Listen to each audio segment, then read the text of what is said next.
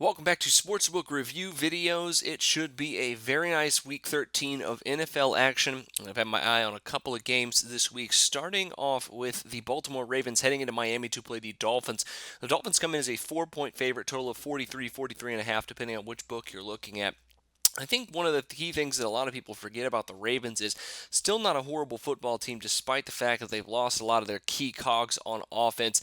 Of course, Joe Flacco and Justin Forsett, the most recent ones. But Miami has been horrendous on defense all this season and especially over the last 2 weeks. And the Ravens coming off a brilliant last second win over the Cleveland Browns, game where they looked actually pretty good as well. I think they can look good again here in Miami.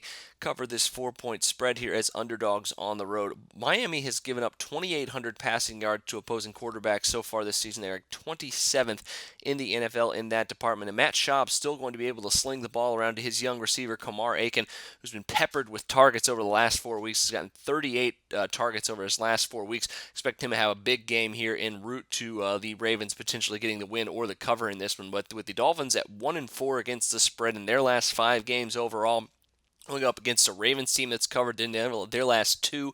I think momentum and the better team actually could be on the side of the Baltimore Ravens in this one.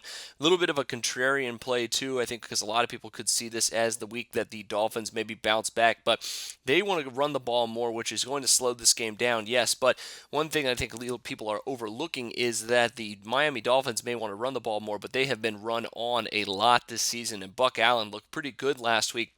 Expect him to once again have a good week this week against Miami, considering they've given up about an average of 150 rushing yards per game in these last 2 games, giving up 38 and 24 points in those 2 games respectively here too. So I think Baltimore can actually get some offense going in this game, maybe even their defense starting to ramp up a little bit better here too as well. I think those two combined possibly could get them the cover here this week. I'm going to take the points here at +4 with Baltimore.